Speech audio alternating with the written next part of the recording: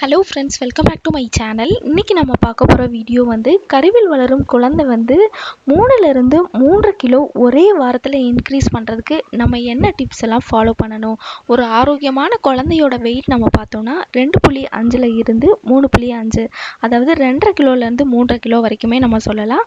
So உங்களோட குழந்தை எவ்வளோ வெயிட் இருக்குது, அதாவது கருவில் வளரும் குழந்தை எவ்வளோ வெயிட் இருக்கணும், எவ்வளோ வெயிட் இருக்குது, நம்ம ஈஸியாக இன்க்ரீஸ் பண்ணுறதுக்கு என்னென்ன உணவுகள் நம்ம எடுத்துக்கொள்ளணும், அதை பற்றி தான் அந்த வீடியோவில் நம்ம பார்க்க போகிறோம். வீடியோவை ஸ்கிப் பண்ணாமல் முழுசாக பாருங்கள், அப்போ தான் உங்களால் எல்லாத்தையும் தெரிஞ்சுக்க முடியும். ஃபஸ்ட்டுன்னு பார்த்தோன்னா மில்க்கு, பால் எல்லா இடத்துலையுமே எல்லாருக்கும் கிடைக்கக்கூடிய ஒன்று தான். இது கண்டிப்பாக ஒரு நாளைக்கு 500 ml எடுக்கணுங்க.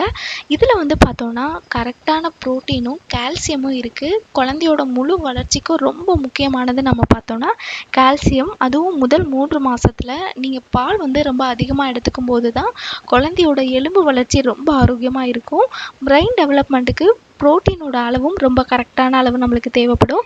ஒரு சிலருக்கு பால் பிடிக்காது, அவங்கெல்லாம் மோர், தயிர் இந்த மாதிரி கூட எடுத்துக்கலாம். இல்லை எனக்கு மோர், தயிர் பிடிக்கலாட்டி கூட கண்டிப்பாக பால் கண்டிப்பாக எடுத்துக்கோங்க. அது ரொம்பவே முக்கியமான ஒன்று. பால் நல்லா சூடு பண்ணி தான் குடிக்கணும், ரொம்ப ஜில்லுன்னு குடிக்கக்கூடாது. அப்படி குடிக்கும்போது கூட நம்மளுக்கு நிறைய சளி பிடிக்கிறதுக்கு நிறையவே சான்சஸ் இருக்குது. செகண்ட் ஒன் பார்த்தோன்னா முட்டை. வாரத்தில் 3 முட்டை கூட நம்ம எடுத்துக்கலாம், இல்லை 4, 5 டெய்லி ஒரு முட்டை எடுத்துக்கிறது ரொம்பவே ஹெல்த்தி. ஆனால் ரொம்ப வெயிட் கெயின் ஆகிடுவோம். அதனால் வாரத்தில் 3 அல்லது 4 முட்டை எடுத்துக்கோங்க. ஆனால் முட்டையை கண்டிப்பாக வேக வச்சு தான் சாப்பிடணும். ஆம்லேட் கண்டிப்பாக போடவே கூடாது. அதுவும் ப்ரெக்னன்சி உமன்ஸ் ஆஃப் ஆயில் கண்டிப்பாக யூஸ் பண்ணவே கூடாதுங்க. இது நம்ம எதுக்காக நம்ம முட்டை ப்ரெக்னன்சி உமன்ஸ் எடுக்க சொல்கிறோன்னா, எல்லாத்துக்குமே தெரியும் அமினோ ஆசிட்ஸுங்கிற ஒரு நியூட்ரிஷன்ஸ் நம்ம கண்டிப்பாக நம்மளுக்கு தேவை. ஒரு சில அமினோ ஆசிட்ஸ் நம்ம பாடியில் அதுவாகவே சுரக்குங்க. ஒரு சில அமினோ ஆசிட்ஸ் அதுவாகவே நம்ம பாடியிலேருந்து கிடைக்காது. ஸோ நம்ம சாப்பிட்ற உணவில் இருந்து தான் அந்த அமினோ ஆசிட்ஸ் கிடைக்கும். முட்டையில் கோலிங்கிற ஒரு அமினோ ஆசிட்ஸ் இருக்கிறதுனால, ஒரு நியூட்ரிஷன்ஸ் இருக்கிறதுனால இது பிரெயின் டெவலப்மெண்ட்டுக்கு ரொம்பவே யூஸ் ஆகும். அதுவும் நம்ம கருவில் வளரும் குழந்தைக்கு ரொம்ப தேவைப்படுற ஒரு நியூட்ரிஷன் பார்த்தோன்னா இந்த கோலின்கிற ஒரு நியூட்ரிஷன் தான். இது குழந்தையோட பிரெயின் டெவலப்மெண்ட்டுக்கு ரொம்பவே யூஸ் ஆகும். நிறைய பெண்களுக்கு குழந்தைக்கு சரியான வளர்ச்சி இல்லை, ஸ்கேன் ரிப்போர்ட்டில் சொல்லுவாங்க. என்ன காரணம்னா இந்த கோலிங்கிற ஒரு நியூட்ரிஷன்ஸ் குறையாக இருக்கலாம். இதனால் கூட பிரெயின் டெவலப்மெண்ட் ரொம்ப கம்மியாக இருக்கலாம். இது நம்மளுக்கு ஈஸியாக முட்டையிலே கிடைக்குது. அதுவும் நாட்டுக்கோழி முட்டை கிடைச்சதுன்னா இன்னுமே ரொம்பவே நல்லது. உங்களுக்கு இல்லை எனக்கு கடையில் கிடைக்கிற முட்டை தான் இருக்குன்னா கண்டிப்பாக அதை வாங்கி சாப்பிடுங்க. நெக்ஸ்ட் ஒன் பார்த்தீங்கன்னா நட்ஸில் அதிகமான ஒமேகா 3 ப்ரெசென்ட் ஆகிருக்கு. அது மட்டும் இல்லாமல் ஃபைபர், ப்ரோட்டீன், கால்சியம், நிறைய மினரல்ஸ், நிறைய விட்டமின்ஸ் ப்ரெசென்ட் ஆகிருக்கு. அதுவும் நம்ம குறிப்பாக நம்ம சொன்னோன்னா இந்த அத்திப்பழத்தில் அதிகமான ஃபோலிக் ஆசிடும், அதிகமான இரும்பு சத்தும் இருக்குது. ஒரு குழந்தையோட முழு வளர்ச்சிக்கு ரொம்ப முக்கியமானதுன்னு நம்ம பார்த்தோன்னா இரும்பு சத்து தான். அதுவும் 7வது மாதத்துலேருந்து நம்மளுக்கு நார்மலாக தேவைப்படுறத விட 25% ரொம்ப அதிகமாகவே நம்மளுக்கு அதிகமான இரும்பு சத்து தேவைப்படும். ஸோ அந்த நேரத்தில் நீங்கள் இந்த அத்திப்பழம், நிறைய நட்ஸு, அதுவும் கருப்பு உலர் திராட்சை எடுத்துக்கிறது இன்னுமே ரொம்ப நல்லதுங்க. நைட்டே நீங்கள் ஊற வச்சுட்டு காலையில் வெறும் வயிற்றில் சாப்பிட்றது இன்னுமே ரொம்பவே நல்லது.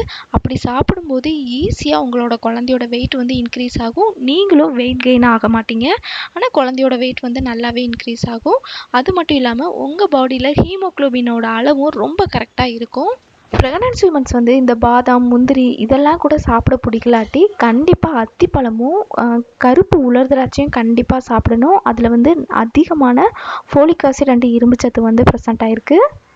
நெக்ஸ்ட்டு பார்த்தீங்கன்னா நிறைய கர்ப்பிணி பெண்களுக்கு பழமாக சாப்பிட்றது பிடிக்காது, ஜூஸாக சாப்பிட்றது பிடிக்கும். அதுவும் மாதுளம்பழம் சாப்பிட்றது ரொம்பவே நல்லதுங்க. இதுலேயும் அதிகமான ஃபோலிக் ஆசிட், இரும்பு சத்து எல்லாமே ப்ரெசென்ட் ஆகிருக்கு.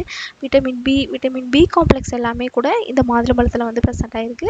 இந்த மாதுளம்பழத்தை அப்படியே சாப்பிட்றது ரொம்பவே நல்லது. நீங்கள் ஜூஸாக குடிக்கும்போது உங்களுக்கு 100% இருக்கிற சத்து 50%ஆக மாறிடும். அதுவே நீங்கள் அப்படியே சாப்பிடும்போது உங்களுக்கு முழு நியூட்ரிஷனும் கிடைக்கும். மாதுளம்பழம் ஜூஸ் நம்ம டெய்லி கூட எடுத்துக்கலாம். நம்மளோட குழந்தை ரொம்ப கலராக பிறக்கிறதுக்கும் வெயிட் இன்க்ரீஸ் பண்ணுறதுக்கும் இது ரொம்பவே ஹெல்ப் பண்ணும். நெக்ஸ்ட் ஒன்று பார்த்தீங்கன்னா பீட்ரூட் ஜூஸ் ரொம்பவே நல்லதுங்க. அதுவும் வெறும் வயிற்றில் குடிங்க, அது இன்னுமே ரொம்பவே ஹெல்த்தி. இதுவும் நம்மளோட குழந்தையோட வெயிட்டை இன்க்ரீஸ் பண்ணும். இந்த பீட்ரூட் ஜூஸ் எப்படி நம்ம ப்ரிப்பேர் பண்ணணும்னா, தோலெல்லாம் நல்லா ரிமூவ் பண்ணிவிட்டு சின்ன சின்ன பீஸாக கட் பண்ணிக்கோங்க. கட் பண்ணிவிட்டு மிக்சியில் போட்டு நல்லா மிக்ஸ் பண்ணிடுங்க. சுகரோ கரும்பு சர்க்கரையோ எதுவுமே ஆட் பண்ணாதீங்க. ஏன்னா ஆல்ரெடியே நம்மளுக்கு பீட்ரூட்லேயே நல்லாவே சுகர் இருக்கும். ஸோ அதில் வந்து லைட்டாக மேலே வந்து ஒரு லெமனோ இல்லை அரை லெமனோ புழிஞ்சு அப்படியே குடிக்கிறது இன்னுமே ரொம்ப டேஸ்ட்டாகவும் இருக்கும். ரொம்ப நம்மளோட குழந்தைக்கு ரொம்பவே ஹெல்த்திங்க. நிறைய பேர் கேட்டிருந்தாங்க, பீட்ரூட் சாப்பிட்றதுனால நம்மளோட குழந்தை வந்து கலராக பிறக்குமா? அப்படிலாம் கிடையவே கிடையாது. பீட்ரூட் சாப்பிட்றதுனால நம்மளோட குழந்தை வந்து ரொம்ப கலராக பிறக்கிறதுக்கும் நிறையவே சான்சஸ் இருக்குது. ஏன்னா லெமன் ஜூஸ் எடுக்கிறதுனாலையும் ரொம்பவே நல்லது. இதில் விட்டமின் சி இருக்குது. அது மட்டும் இல்லாமல் இது நம்மளுக்கு நம்ம பாடியில் நோய் எதிர்ப்பு சக்தியை வந்து அதிகப்படுத்தும். இது ஒரு ஆக்சினேட்டரியாக செயல்படும். இதனால் நம்மளுக்கு வேறு ஏதாவது சளி இருமல் இந்த மாதிரி வராமல் ப்ரெக்னன்சி உமன்ஸ்க்கு ரொம்ப ப்ரொடெக்டடாக வச்சுக்கிறதுக்கு இது ரொம்பவே ஹெல்ப் பண்ணும். இதில் இருக்கிற விட்டமின் சி வந்து குழந்தையோட எல்லா வளர்ச்சிக்குமே தேவைப்படுங்க. நீங்கள் வேணும்னா உங்களுடைய டேப்லெட்ஸ் எல்லாம் வந்து செக் பண்ணி பாருங்கள். கண்டிப்பாக நம்மளுக்கு விட்டமின் சி இல்லாமல் கொடுக்கவே மாட்டாங்க. நம்மளுக்கு டெலிவரி ஆகிற வரைக்குமே விட்டமின் சி டேப்லெட்ஸ் வந்து கொடுப்பாங்க. ஸோ நம்ம வந்து ஃப்ரூட்ஸாக எடுத்துக்கும் போது இன்னுமே நம்ம நியூட்ரிஷனாக எடுத்துக்கிறோம். அப்படி எடுத்துக்கும் போது நம்மளோட குழந்தையோட வெயிட்டும் ஈஸியாக இன்க்ரீஸ் ஆகும். இதை தவிர நம்மளுக்கு முருங்கைக்கீரை சூப் வந்து நம்ம குடிக்கலாம். அதுவும் ரொம்பவே ஹெல்த்தி. எல்லா பழங்கள் எல்லா கீரைகளை விட ரொம்ப அதிகமான சத்துள்ள இது நம்ம பார்த்தோன்னா முருங்கைக்கீரை வந்து எல்லார் வீட்லேயும் கிடைக்கக்கூடிய ஒன்றா தான் இருக்கும். மேபி கிடைக்கலாட்டி கூட பக்கத்தில் ஏதாவது இருந்தால் கேட்டு வாங்கி சாப்பிடுங்க. வாரத்தில் 2 நாள் குடிக்கலாம். வாரத்தில் 3 நாள் கூட நம்ம எடுத்துக்கலாம். எடுத்துக்கிறது இன்னுமே ரொம்பவே ஹெல்த்தி. நீங்கள் மற்ற எதுவுமே என்னால் எடுத்துக்க முடியல அந்த மாதிரி நீங்கள் ஃபீல் பண்ணால் கூட முருங்கைக்கீரை சூப்பை 1 வாரத்துக்கு எடுங்க. அதுக்கு அடுத்து நீங்கள் ஒரு தடவை ஸ்கேன் பண்ணி பார்த்தாலே போதும். உங்களுடைய குழந்தையோட வெயிட் வந்து பார்த்திங்கன்னா குறைந்தது ரொம்ப அதிக அளவு இன்க்ரீஸ் ஆகிருக்கும். ஏன்னா என்னோடய எக்ஸ்பீரியன்ஸ் படி எனக்கு குழந்தையோட வெயிட் ரொம்ப கம்மியாக தான் இருந்தது. அப்போ நான் முருங்கைக்கீரை தலை சூப்பை தான் நான் எடுத்துக்கிட்டேன். ஈஸியாகவே இன்க்ரீஸ் ஆகிடுச்சு. முருங்கைத்தலை சூப் வந்து குழந்தையோட வெயிட் மட்டும் இல்லாமல் பனிக்கூடத்தோட நீரை அதிகரிக்கிறதுக்கும் இது ரொம்பவே ஹெல்ப் பண்ணும். நெக்ஸ்ட்டு பார்த்திங்கன்னா மீன் வந்து கண்டிப்பாக எடுத்துக்கோங்க. ஆனால் ஃப்ரை பண்ணி எடுத்துக்கிறது ரொம்பவே நல்லதுங்க. நான் இமேஜில் வந்து ஃப்ரை பண்ணி நான் காமிச்சிருக்கேன். ஆனால் குழம்புல வச்சு நம்ம சாப்பிட்றது இன்னுமே பெட்ரு. ஏன்னா ரொம்ப நம்ம ஆயில் ஐட்டம் எடுக்கும்போது நார்மலாகவே நம்மளுக்கு ப்ரெக்னன்சி உமன்ஸ்க்கு வந்து ரொம்ப அதிகமாக வெயிட் போடுவோம். இந்த மாதிரி ஆயில் ஐட்டங்கள் எடுக்கும்போது இன்னுமே வெயிட் வந்து இன்க்ரீஸ் ஆகும். நார்மலாக ப்ரெக்னன்சி உமன்ஸ் வந்து 10லேருந்து 20 கிலோ வரைக்குமே வெயிட் வந்து இன்க்ரீஸ் ஆகலாம். மேக்ஸிமம் 20 கிலோ, நார்மலாக 15 கிலோ வரைக்குமே இன்க்ரீஸ் ஆகலாம். ஸோ நீங்கள் வந்து அளவாக எடுத்துக்கிறது ரொம்பவே நல்லது. அது மட்டும் இல்லாமல் மட்டனில் வந்து சுவரொட்டின்னு சொல்லுவாங்க. அது வந்து நான் ஒரு நாளைக்கு எப்படி நம்ம ப்ரிப்பேர் பண்ணணுங்கிறத நம்ம ஒரு வீடியோ போடுவோம். அந்த சுவரொட்டி சாப்பிட்றதுனாலையும் நம்மளோட குழந்தையோட வெயிட் வந்து இன்க்ரீஸ் ஆகும். அது மட்டும் இல்லாமல் பிளட் சர்க்குலேஷன்ஸ்க்கு ரொம்பவே ஹெல்ப் பண்ணும். நம்ம பாடியில் ஹீமோக்ளோபினை உருவாக்குறதுக்கும் இது ரொம்பவே ஹெல்ப் பண்ணும். இதை தவிர நீங்கள் மட்டனும் எடுத்துக்கலாம். நீங்கள் சிக்கன் வந்து சாப்பிடுவீங்கன்னா ரொம்ப கம்மியான அளவு எடுத்துக்கோங்க. ஏன்னா சிக்கன் வந்து ஹீட்டுன்னு கூட சொல்லுவாங்க. ஸோ அதிகமான மீன் எடுத்துக்கிறது ரொம்பவே நல்லது. மட்டன் எடுத்துக்கிறது ரொம்பவே நல்லது. ஆனால் எல்லாமே கம்மியாக நல்லா வேக வச்சு குறைவான அளவு எடுத்துக்கிறது ரொம்பவே நல்லது. ஏன்னா இது எல்லாமே நம்மளுக்கு வெயிட்டை வந்து இன்க்ரீஸ் பண்ணிடும். நார்மலாக நம்மளுக்கு பேபி வெயிட்டு தான் இன்க்ரீஸ் பண்ணணும். நம்ம வெயிட்டை கண்டிப்பாக இன்க்ரீஸ் பண்ணக்கூடாது. ஏன்னா ஒரு சிலர் வந்து ரொம்ப சாப்பிடுவாங்க. ஆனால் குழந்தையோட வெயிட் இன்க்ரீஸ் ஆகாது. அவங்களோட வெயிட் வந்து இன்க்ரீஸ் ஆகும். ஸோ குழந்தையோட வெயிட் இன்க்ரீஸ் ஆகணும். ஆனால் நம்மளோட வெயிட் இன்க்ரீஸ் ஆகாமல் பார்த்துக்கிறதுக்கு என்னென்ன உணவுகள்லாம் எடுத்துக்கொள்ளணுங்கிறத நம்ம இப்போ பார்த்துருக்கோம். நம்ம இதில் சொல்கிறது எல்லாமே ஈஸியாக கிடைக்கக்கூடிய ஒன்று தான். இதை தவிர நம்ம வாரத்தில் 7 நாள் 7 கீரை கூட நம்ம எடுத்துக்கலாங்க. தனியாக நான் அதுக்கு ஒரு வீடியோவே போட்டிருக்கேன்.